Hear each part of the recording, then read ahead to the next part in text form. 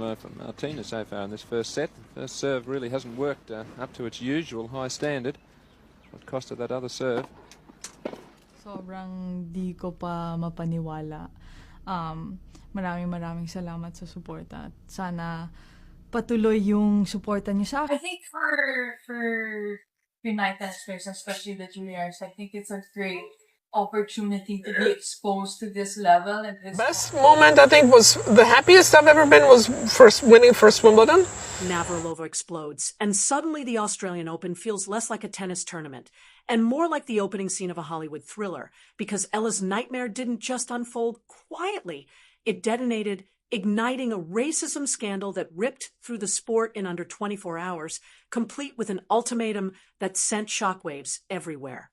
Welcome back to Champions Tennis, the one place where we don't politely summarize matches. We peel back the curtain and expose the chaos, the controversy, and the carnage the mainstream would rather whisper about. If this is your first time here, buckle up, because what you're about to hear is a wild ride through one of the most explosive tennis stories in years. And if you're a returning champion, you already know we don't hold back. Today, we're diving headfirst into a firestorm that has the entire tennis establishment scrambling for cover. An Australian Open disaster that left fans outraged, legends furious, and one young superstar trapped in the crossfire of what many are calling blatant disrespect. One name dominates every conversation. One question burns across social media feeds late into the night. Why the racism? Martina Navratilova, an 18-time Grand Slam champion who has never flinched from calling out injustice, has reportedly launched a blistering verbal assault on tournament organizers, an outburst now echoing through every corner of the tennis world.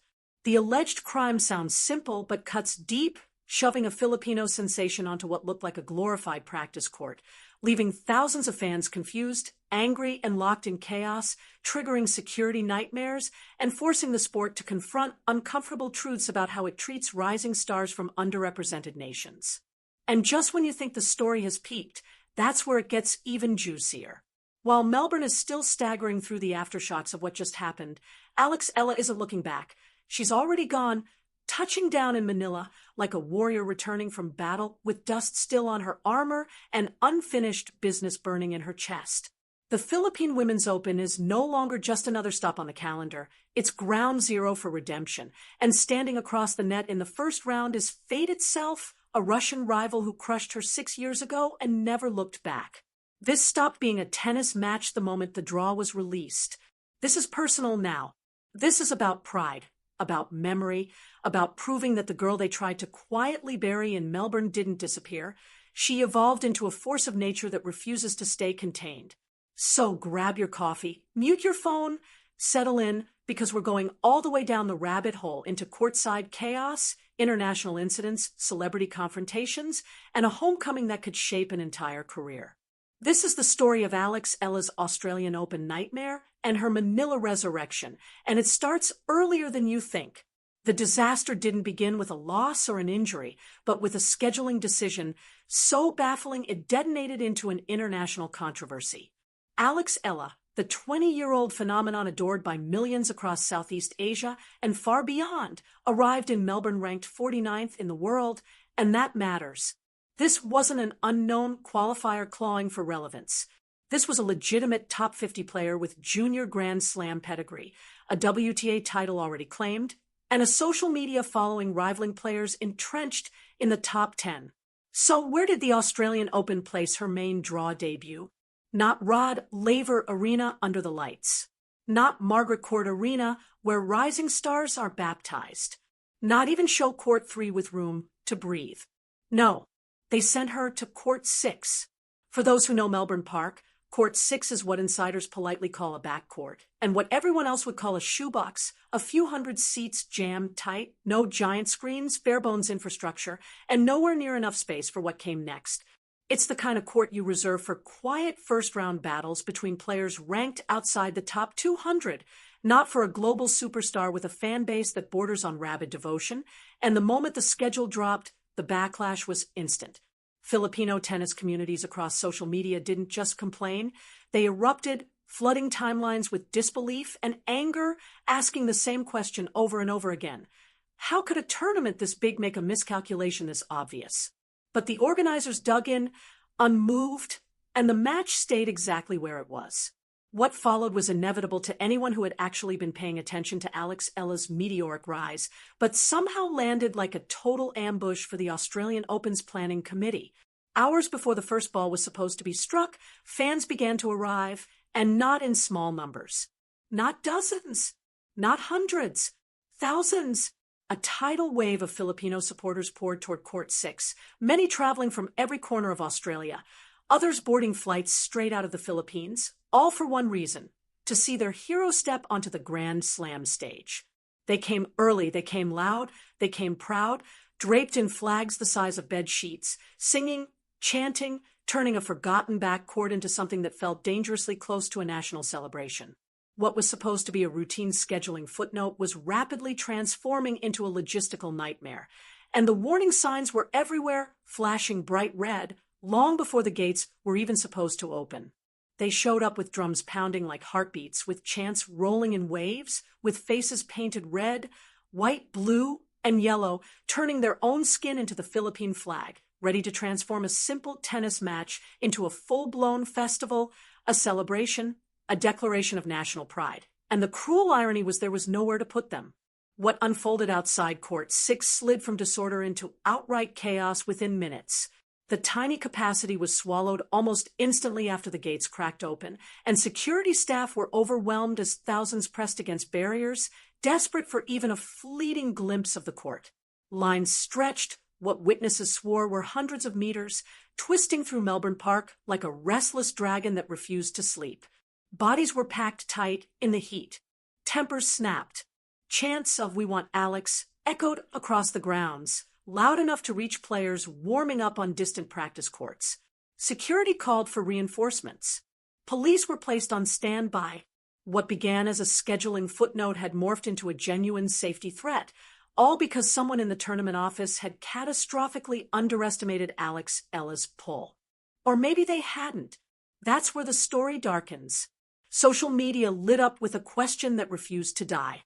Why? Why place a player with millions of followers, arguably the biggest active sports star in a nation of 115 million people, on a court that couldn't hold even a fraction of her support? Fans started connecting dots, comparing schedules, spotting lower-ranked players on show courts, athletes with smaller followings and thinner storylines getting prime treatment. The tone shifted. Anger sharpened. The word disrespect began to trend. And then came the accusation tennis hates, confronting. Was this racism? Was this another case of the establishment quietly sidelining players from non-traditional tennis nations, treating them like second-class citizens no matter their ranking or popularity? These weren't trolls shouting into the void. These were serious voices asking a question the sport could no longer ignore. These weren't casual observers throwing hot takes into the void. They were longtime tennis fans, respected Filipino community leaders, and seasoned sports journalists raising serious questions about systemic bias and how tournaments choose to distribute their most valuable currency of all, court time and visibility. The Australian Open suddenly found itself staring down a full-blown public relations crisis. And just when officials thought it couldn't spiral further, it did. Enter Martina Navratilova, a woman whose entire life has been defined by fighting for fairness when it was uncomfortable and equality when it was unpopular. The Czech-American icon who defected from communist Czechoslovakia in pursuit of freedom and tennis immortality, who battled relentlessly for equal prize money for women, who has stood loud and unflinching for LGBTQ rights and social justice, reportedly saw what was unfolding in Melbourne and decided she'd had enough. According to multiple reports circulating through tennis media and social networks, Navratilova didn't soften her words or hide behind diplomacy. She allegedly confronted the situation head-on, asking the question everyone was thinking but few with her level of influence dared to say out loud. Why the racism? Those 3 words, attributed to one of the most respected voices the sport has ever known, instantly shifted the narrative, turning simmering controversy into a full-scale crisis. And it's important to be clear here. Martina Navratilova is not a reactionary chasing headlines or stirring drama for attention. She is a Hall of Famer whose voice carries immense gravity inside the tennis world. When she speaks, people stop and listen. When she invokes a word as serious and charged as racism, it's not careless or impulsive, it's deliberate. It's a calculated signal that something is fundamentally broken in how this situation was handled, and her alleged criticism reportedly zeroed in on several key points that tennis could no longer afford to ignore. First came the failure to truly see Alex Eala for what she has become, not just a name next to a ranking, but a global phenomenon in motion. This was never only about numbers on a leaderboard. This was about understanding a modern tennis world where influence, reach, and drawing power can stretch far beyond current standings. Eala boasts over 1 million followers on Instagram alone. She fronts international advertising campaigns. She's a household name across Asia, a cultural force as much as an athlete. And pretending otherwise isn't just bad business, it's willful blindness. Then came the second charge, the double standard that made everyone shift uncomfortably in their seats. Navratilova allegedly pointed out that if Alex Eala had been British, American, or Australian, even with half her ranking and a fraction of her following, she would never have been hidden away. She would have been placed front and center. The implication landed hard. The tennis establishment still operates with biases, whether unconscious or deliberate, deciding who deserves the spotlight and who can be quietly pushed to the margins. And then there was the third issue, the one that went beyond optics and straight into responsibility. Safety. By funneling thousands of fans into an impossible situation, denying access, and creating dangerous crowding, the tournament failed its most basic duty of care. This wasn't just awkward or embarrassing, it was reckless, and it was entirely avoidable if organizers had simply acknowledged reality and planned for it. The reaction to Navratilova's reported comments was immediate and sharply divided. Progressive fans and much of the tennis media applauded her courage, saying she voiced a truth the sport has dodged for years. Others pushed back hard, calling it a simple scheduling mistake, not systemic discrimination.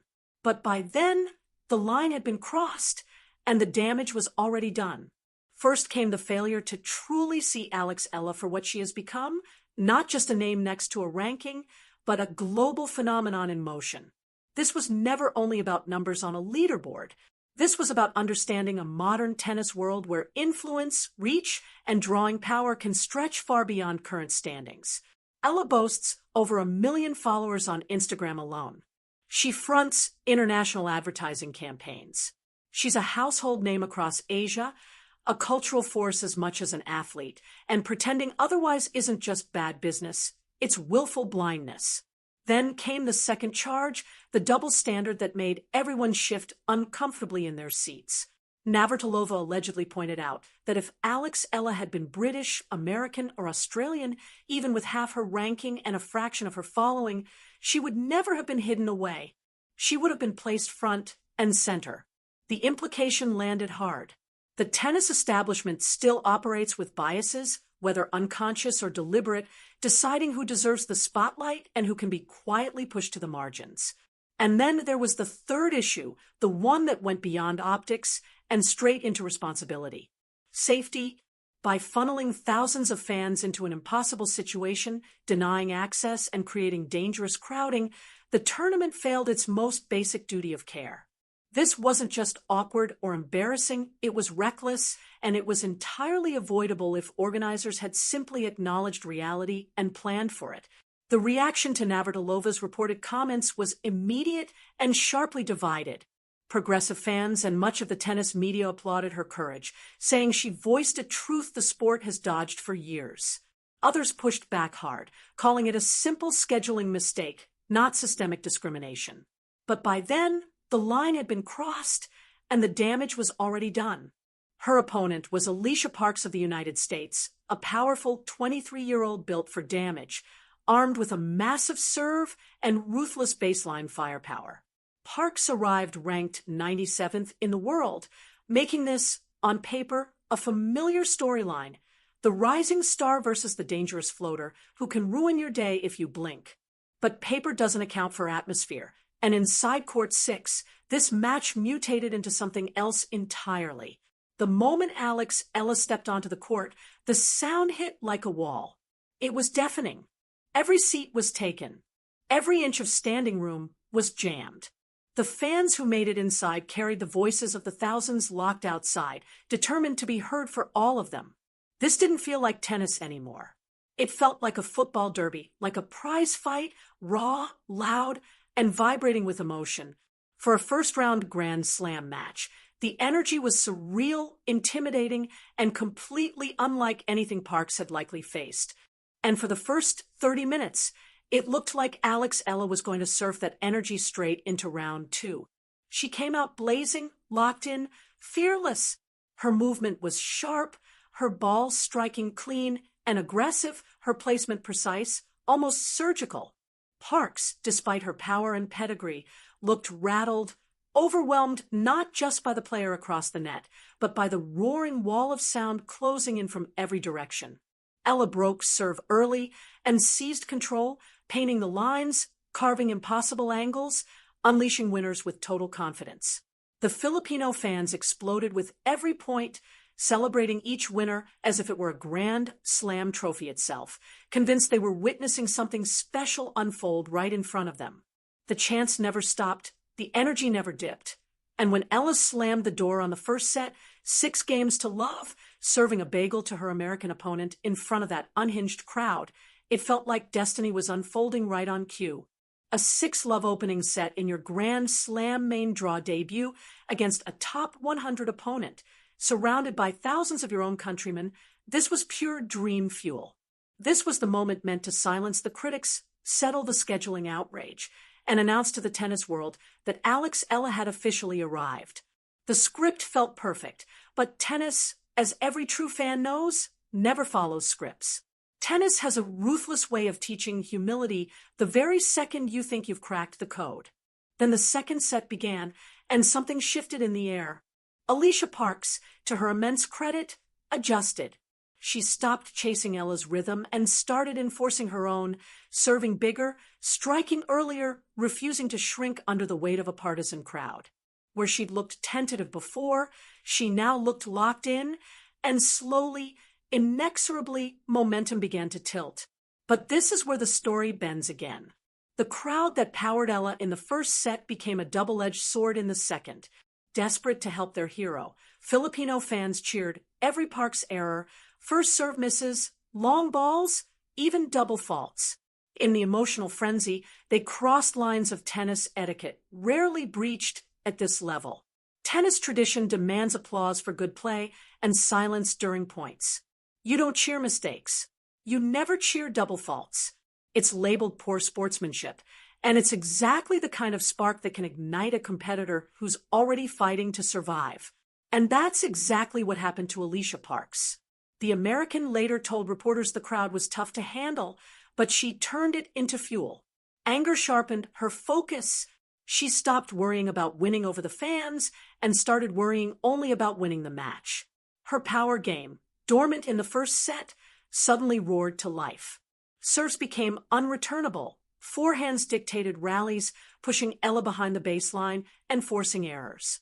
The confident, aggressive Eala from set 1 was now scrambling, defending, trying to weather a storm that kept intensifying. Parks took the second set 6-3, and what had looked like a coronation transformed into a dogfight. The third set was merciless. Eala fought with everything she had, saving break points, chasing balls that seemed impossible, but the power gap proved too much.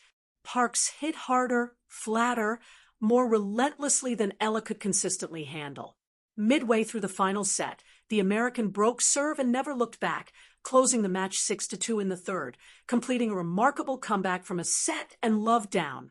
Alex Eala's Australian Open main draw debut was over. The dream had died on court 6, the very court that had sparked international controversy.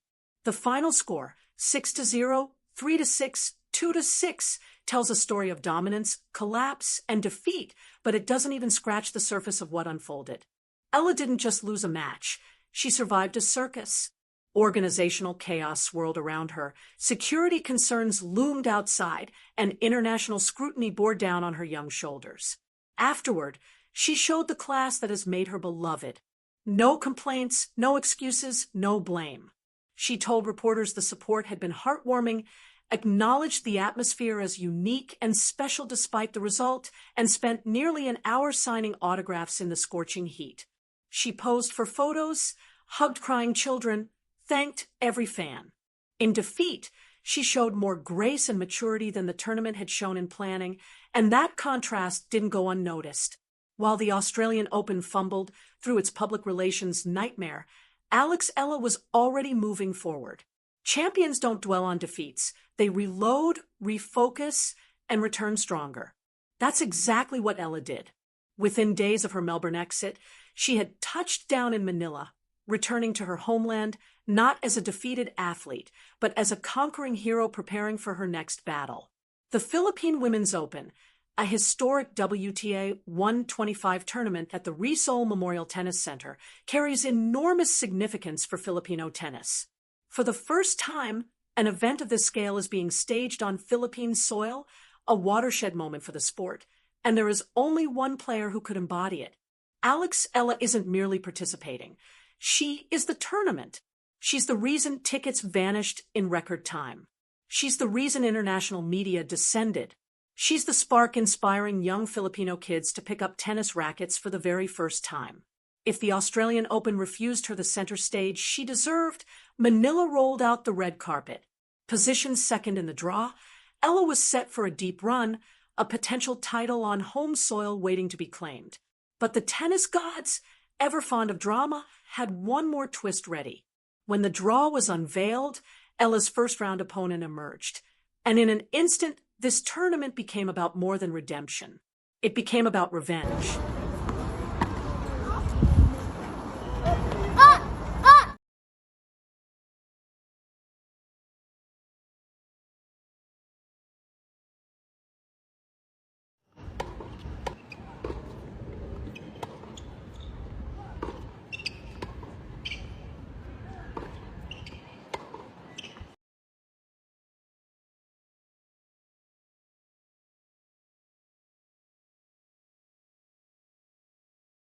Kamusta mga kapong Pinoy?